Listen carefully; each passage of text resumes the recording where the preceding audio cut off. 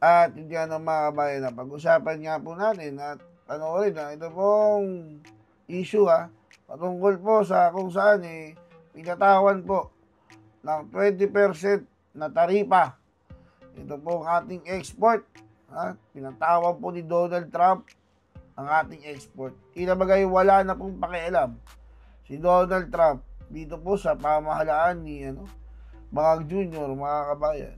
Mantakin mo, imbis na tulungan po tayo ang ating bansa na makaahon sa hirap, talagang parang binabaon pa tayo lalo partida pa dyan, mga kabayan, nagtila parang aso na tayo dyan sa Amerika. Isipin mo, ilang EDCA sites po ang inilagay, ang in-install para lamang mapalapit tayo sa Amerika. Pagdating sa ekonomiya naman, tinabagay binabaon tayo. Hindi katulad po noong panahon ni Pangulong Duterte na halos lumuhod. Ito po si Donald Trump kay Pangulong Duterte para lang maayos yung naging sigalot sa pagitan ng Amerika at ng Pilipinas noong panahon po ni Barack Obama. Ganyan po talaga siguro pag weak leader, walang pakialam yung ibang bansa. Halos nung nakarang gobyerno, administrasyon, kabit-kabila po, nasa magazine si Pangulong Duterte, strong men. Napabilang pa po sa mga ganong pangalan. Tinawag at inihilera kila Putin, Donald Trump. Ito si Pangulong Duterte. Ngayon, kenkoy na naman po ang ating bansa. Bumalik po tayo sa panahon na kung saan parang sunod-sunuran na naman po tayo. Dinaig pa po si Yumaong Noynoy Aquino. Dati akala natin, di ba? Siya na pinakamatindi, pinakakinaayawan na presidente. Lumalabas. Itong si Marcos Jr. pala, mas matindi pa po kay Noynoy. Ay, nako mga bayan. Nakakalungkot lang po dahil ang ganda na po ng posisyon natin sa international noong panahon ni Pangulong Duterte. Di ba? Tipin mo, ayaw natin sa ICC. Parang si Donald Trump ayaw sa ICC. O tapos, ano ginawa ni Marcos? Di ba? Ang isunod-sunuran sa ICC. Walang Diyo. Paano na lang po tayo? Magiging sunod-sunuran na lang po ba tayo? Hanggang nakaupo yan si Junior. Sa 2028, alam na natin. Kaso, 2028, delegates pa rin, mga kabayan. Bakit? Kasi hindi man manalo sa Smartmatic, diba? Hindi man mamagic sa bilangan. Nandiyan po si Comelec Garcia. Kaya niya pong magicin ng mga kabayan. Kasi kahit talo na, kaya niya pong ipanalo. Yari po tayo. Di ba? Ito po, panoorin po natin na yung pagpapaliwanag po dyan, patungkol po dyan sa pinataw na 20% na taripa, Donald Trump sa ating bansa. Pag-usapan mo muna natin itong kapalpakan na naman na nangyari. Si Marcos Jr. na walang ginawa kundi sumipsip sa mga Amerikano. Ayun, pinatawan tayo ng mas mataas pang taripa kesa dun sa nauna ng inanunsyo na 17% tariff. Ngayon, inanunsyo na tayo ay papatawan ng 20% taripa. Napakalaki po niyan. Sa 10 piso na i-export natin, sisingilin tayo ng 2 pisong taripa. So ang halaga ng ating i-export sa Amerika ngayon, imbis na 10 pesos, magiging 12 pesos na. At syempre, sino ba magbabayad niyang karagdagang 20% na yan? Kung hindi, ang mga mamimili. Ang problema kasi, yung ating mga export sa Amerika, marami tayong kalaban. Ang number 1 kalaban natin ay Vietnam. Ang Vietnam, na alam nyo naman ang kasaysayan ng Vietnam, kalaban ng Amerika dahil sa Vietnam War, hindi po pinatawan ng 20% na taripa. Ang problema, halos lahat ng mga ine-export ng Vietnam, kapareho din ang ine-export natin. At ang nangungunang export nga natin sa Amerika ay electronics, machinery, coconut oil. Pareho tayo na-export. So kung ikaw ngayon ang Amerikano na mamimili o kaya importer, kung kaparehong produkto, mas mahal ang 2 piso ang galing sa Pilipinas, ang kakukuha sa Pilipinas o sa Vietnam, syempre ang sagot, kukuha ka sa Vietnam. Pero bago tayo magpatuloy, ganong kahalaga ba ang exports natin sa Pilipinas? Alam nyo, nagulat ako nung tinignan ko sa Philippine Statistics Authority kung anong datos. Ang datos kasi pagdating sa mga inaangkat, ang pinakamarami nating inaangkat ay galing sa China, People's Republic of China. Ito ay, naku, trilyones, no? Parang, ewan ko ba, 3,148 million. So that means it is 3 billion, okay? US dollars ang inaangkat natin galing sa People's Republic of China. Pero pagdating naman sa ating export, abay, ang number one export destination natin ay Amerika. And it is 1 billion dollars, more or less, no? Ang ating ine-export sa Amerika. So, pinakamalaking pinag-aangkatan natin, China, 3 billion. Ang ating ine-export ay 1 billion papunta ng Amerika. Now, gano'ng kaimportante yung 1 billion na export natin sa Amerika? Well, medyo importante po yan, ha? Dahil ito po ang datos. Kaya po ako nagbabasa dahil ayaw kong magkamali. No? Baka mamaya ma-fact check na naman tayo. Okay. Now, ang ating exports ay 1.6 to 1.9 billion. Hindi. Ito pala yung anong mangyayari. Anong posibleng mangyari dahil dito sa 20% na taripa? Unang-una, bababa po ang ating ine-export. By how much? 1.6 to 1.9 billion potential losses. Electronics and agriculture ang pinakamatinding tatamaan. Yung growth impact, yung epekto sa ating GDP, ay nako, mababawas po ang 0.5. So instead of 6%, magiging 5.5 na lang ang ating GDP growth dahil nga dun sa 20% na taripa. Tapos, syempre, magkakaroon ng less attractiveness ang ating exports at syempre, lalong hihina ang peso. So ngayon, ang projection nila, dahil nga po dito sa mas mababang export natin sa Amerika, hihina ang peso to around 60. At dahil ang peso ay magiging around 60, mamahal lahat yung ating mga inaangkat na mga kalakal. No? Halos lahat naman inaangkat natin from langis to pagkain. No? So, ibig sabihin, malaking dagok po sa atin itong ginawa ng Amerika. At ang nakapagtataka, bakit ginawa ito ng Amerika? Wala naman silang sinasabi. Kundi kita mo nga, yung last July 4 celebration ng US Embassy, ang tawag nila sa Pilipinas ay kamag-anak, hindi lang kaibigan. Ito bang ginagawa mo sa kamag-anak mo? Pinahihirapan mo ng mas maraming taripa na 20%. Kailan ba tayo mamumulat sa katotohanan na wala talagang tunay na kaibigan ng Amerika kung hindi ang kanyang sarili? At hindi ko naman sila sinisisi kasi lahat ng mga bansa, syempre, ang kanilang panlabas na relasyon, ang nagdidikta dyan kung ano yung pang-nasyonal na interest nila. Ang iniisip ngayon ni Trump kinakailangan protektahan ang mga nagpo-produce sa Amerika, kaya dapat gawing mas mahal yung mga inaangkat na mga bagay-bagay para sa ganun, mas bumili ng Made in America. Now, marami syempre nagsasabi na hindi epektibo itong ganitong strategiya ni Trump. Pero siyang magbabayad niya, no? Dahil siya naman ang gumawa nito. Bakit? Well, kasi nga, ang mangyari kapag nag-apataw siya ng taripa, hindi lang naman sa Pilipinas, kundi sa iba't ibang bansa, mas mamahal yung mga bilihin para sa mga Amerikano. Pag naging mas mahal ang bilihin sa mga Amerikano, tataas ang inflation nila. Pag tataas ang inflation nila, nawawala rin ang balon ng dolyar, no? At mas kakaunti ang mabibili ng mga Amerikano dun sa kanilang mga kita. Ang tanong, itong mga taripa bang ito ba'y dahilan para ang mga producers ay bumalik sa Amerika at doon na mag-produce ng mga kalakal? Siyempre, hindi pa natin sigurado yan dahil ang termino ng American president is 4 na taon lang. No? So kung ikaw ay nag-invest na ng bilyones abroad, bakit ka naman muling aalis sa overseas factory mo at babalik sa Amerika? Alam mo namang 4 na taon lang naman yan si Trump, no? At hindi magtatagal. Pero, ayan po malinaw po, ang mawawala sa ating kita, 1.6 to 1.9 billion dollars. No? Ang tanong ko nga is, ito ba talaga ang gawain ng tunay na kaibigan? Sa tingin ko, hindi po. Of course, pinatawan niya ng maraming mga mas mataas na taripa ang iba't ibang bansa sa daigdig, pero gaya na aking sinabi, meron ding favoritism dahil ang Vietnam, hindi naman masyado nadali. No? At ang tanong nga natin is, ano kaya naging konsiderasyon ni Trump para itaas pa yung 17% na pinatawanan niya sa ating mga kalakal? Ang nakakatawa, nung unang pinatawan tayo ng 17%, binaliwala ito ni Junior. No? Sabi niya, walang epekto to.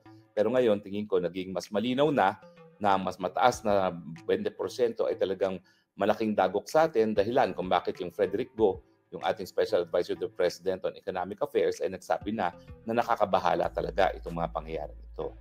Sa akin, mas nakakabahala sa gawain ng Amerika ay binabaliwala niya yung kasunduan sa buong daigdig sa ilalim ng World Trade Organization na talagang para nga maengganyo ang paglago ng mga ekonomiya, lalong-lalo na ng mga bansang nagde-develop gaya ng Pilipinas, dapat tanggalin ang taripa bilang barriers to trade.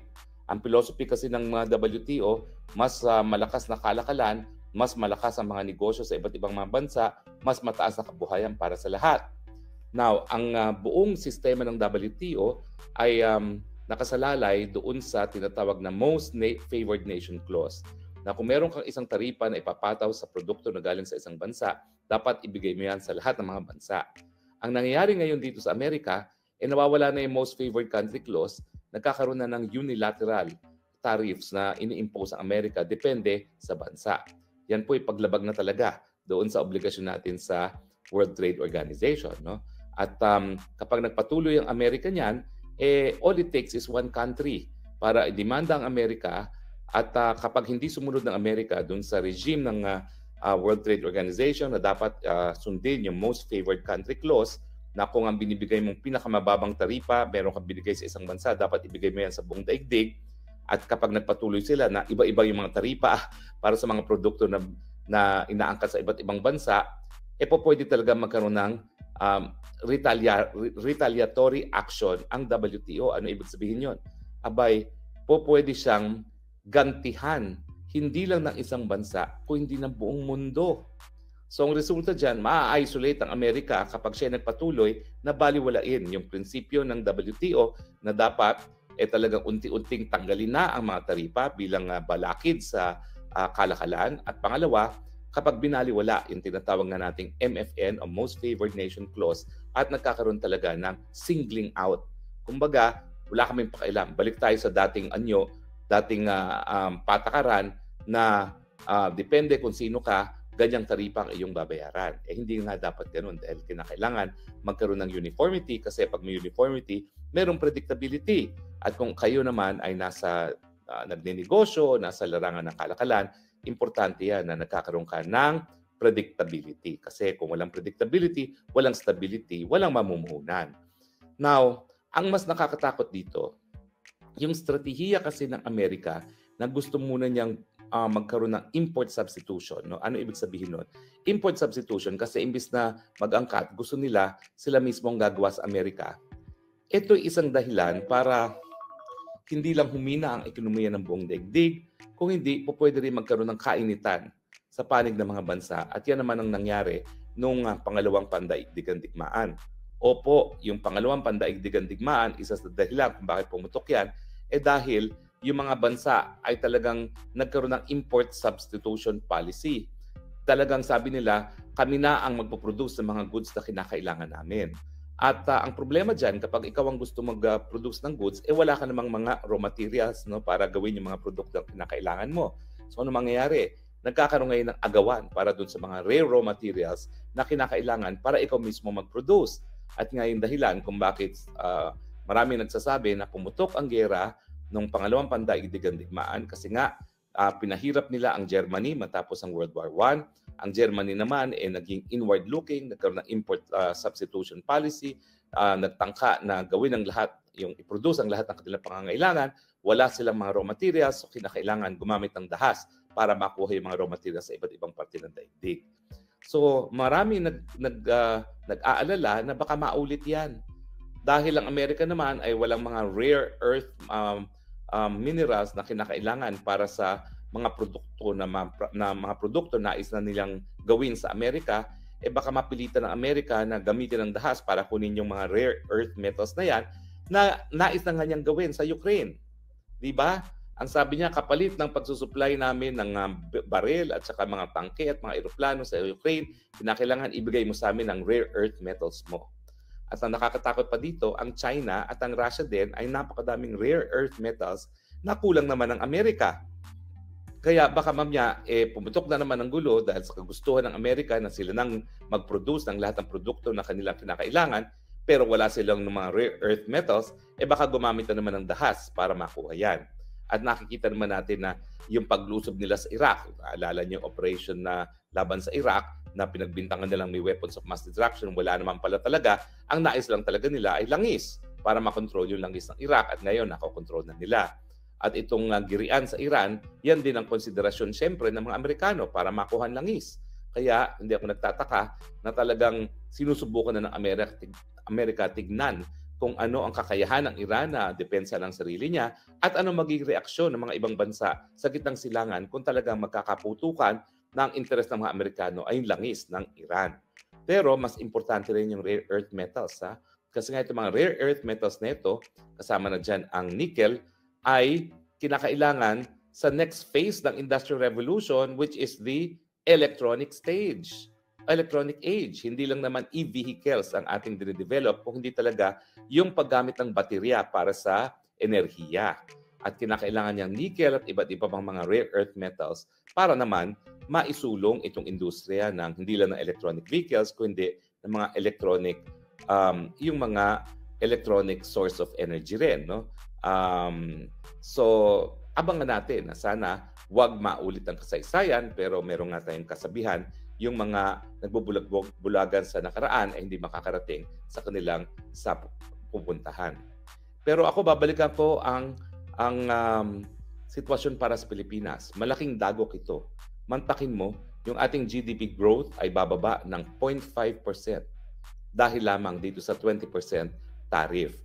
Bagamat itong export naman natin sa Amerika ay umaabot lamang ng mga 16% ng total exports natin. So actually, hindi naman masama ang ating pag-export, no? At nakikita nga natin na parang meron tayong, hindi ako sigurado rito, wala pa ako nakikitang datos, pero kung tama yung mga nakikita ko, parang mas marami talaga tayo na-export sa Amerika kaysa naangkat ngayon sa Amerika. Kasi hindi naman tayo mahilig sa American cars talaga. At saka talagang siguro mga big art items na binibili natin sa Amerika yung Boeing, no? Pero alam naman natin na ang Cebu Pacific at Akpal parang mas kumikiling sila ngayon sa Airbus dahil nga doon sa mga aksidenteng nangyayari sa Boeing. Kaya hindi ako nagtataka kung bakit hindi masyadong malaki ang ating mga inaangkat galing sa Amerika. Yan din kasi ang estado ng ekonomiya ng Amerika. Mahina rin ang estado ng ekonomiya ng Amerika. Kaya naman hindi masyado attractive yung mga produktong Amerikano. Pero pagdating kay Marcos Jr., hayan na naman. Anong nangyari? Sunod-sunuran kay Uncle Sam. Binatukan naman ng mas mataas na taripa. Ang pampalubag loob, pinapangako ngayon na baka magkaroon ng meeting si Junior at si Donald Trump. Pero ilang buwan nang nakalipas bago pa makakuha ng meeting si Marcos Jr. Isang pahiwatig na hindi tayo masyadong importanteng kaalyado ng Amerika. Dahil ang dami-dami nang naipulong na nakipagpulong kay President Trump at ewan ko ba, parang 200 days na ata o magti-300 days na rin. No? Teka ha, kasi nandun ako dun sa isang bansa na pinag-istayan namin nang nagkaroon ng first 100 days in office ata si Trump. No? So I would say papunta na siya sa second 200 days niya. No? Although ang kanyang panunumpa ay June 30. Wait, teka ha. January 30 siya nagsimula ng kanyang termino. No? So January, February, March, April. 100 days na nga. No? June, July, August. Yan. Sa August, magto-200 days na. So, ewan ko ba kung anong estado ng Pilipinas na ang pagmi-meeting natin sa bagong American President nasa more or less 200th day in office. No? Kulang na lang 100 more days. Nakalipas ang isang taon na hindi tayo binigyan ng atensyon ng Amerika. No? Hindi naman po ako nagtataka dyan kasi alam nyo naman kung na talagang ang matalik na kaibigan ni Trump ay si Tatay Digong. At alam nyo naman na isa sa pinakabubuisitan ni Tatay Trump, tawagin na natin siya, o Daddy Trump na lang kasi Tatay Digong ni Daddy Trump ay ang ICC na alam naman natin kung anong ginawa ni Marcos Jr. No? Isinurrender yung kaibigan ni Daddy Trump na si Tatay Digong sa ICC. Ganong sinasabi nga ni Daddy Trump na dapat wala nang makipagtulungan dyan sa ICC na yan. So nagtataka ba kayo kung bakit hindi binibigyan ng importansya ang pagmi-meeting ni Daddy Trump kay Junior? Kasi wala talagang ties that bind them. Abay, si Daddy Trump hindi naman niya tinatago yung paghanga paghanga niya kay Tatay Digong, lalong-lalo na doon sa war on drugs. At ang gusto niyang mangyari, lalo na dahil sa fentanyl, magkakaroon ng sariling war on drugs din si Daddy Trump sa Amerika na ipinapattern sa war on drugs ni Tatay Digong. O, diba? Yan talaga ang pruweba na sila ay may tunay na pagkakaibigan. Alam niyo, meron ditong nagbabash, no? Yung mga bashers, hindi naman kayo kinakailangan makinig sa akin. Huwag na kayo makinig sa akin. Halata naman, bayaran lang kayo, kaya kayo nakikinig sa akin. Wala naman pong sapilitan ng mga nakikinig rito. Pero bakit ka naman makikinig sa akin kung wala ka naman gagawin kundi i-bash ka ako ng kibash? Ang dahilan lang po dyan dahil kayo bayaran.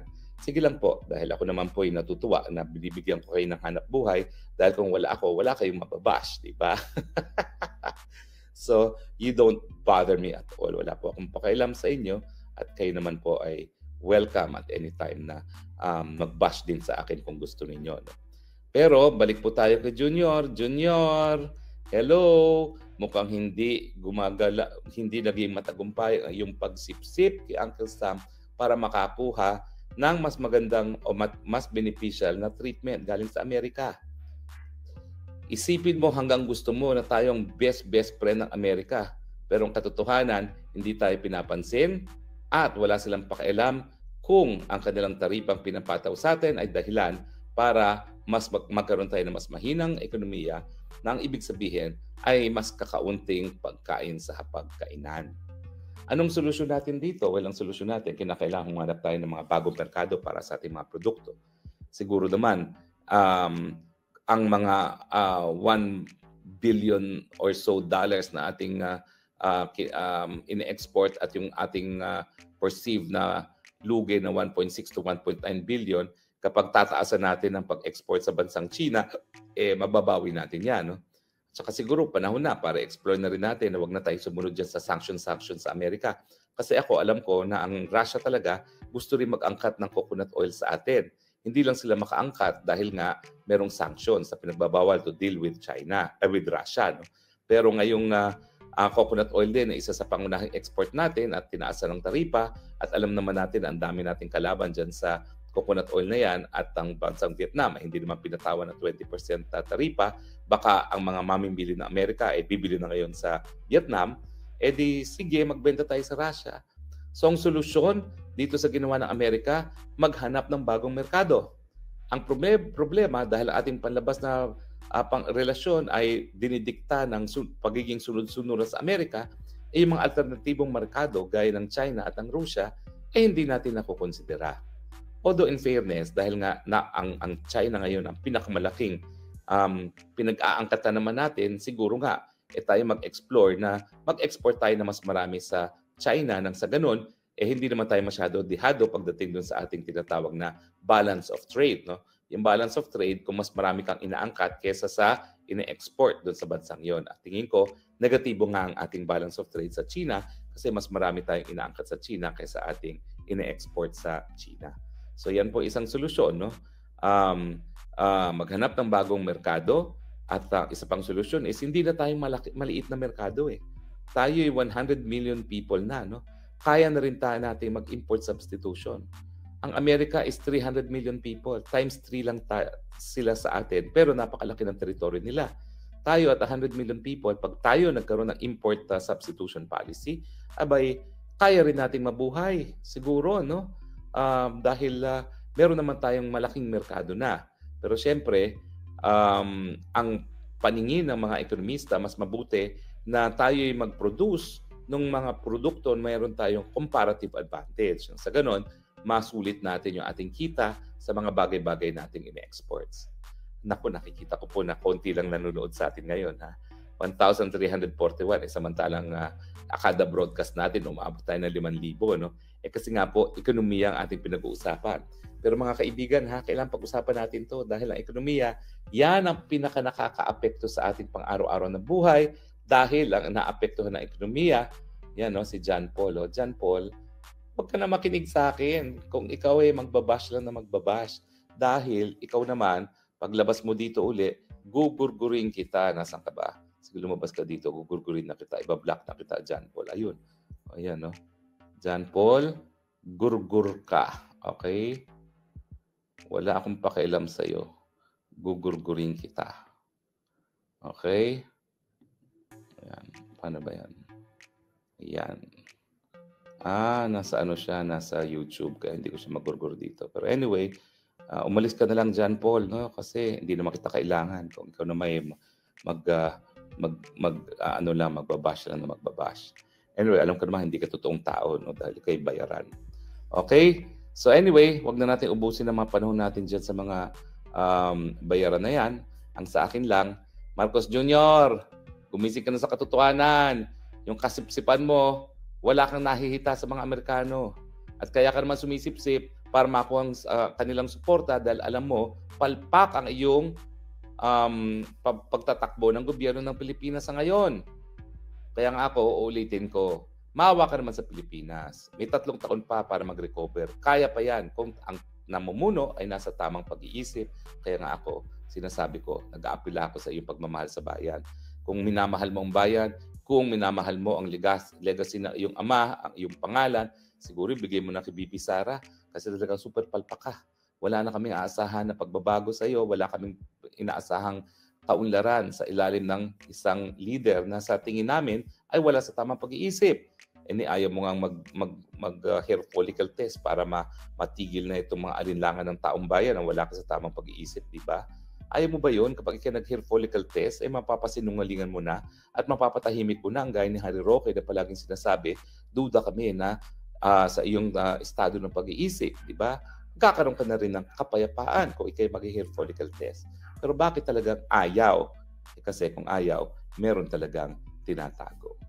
Anyway, ang suma total, palpak ang Marcos Jr. at hindi naiwasan ang mas mataas na taripa.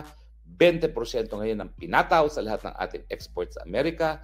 Makakaapekto yan at magre-resulta sa pagbaba ng kita ng bansa natin ng 1.6 to 1.9 billion dollars. You're talking of at least what? 120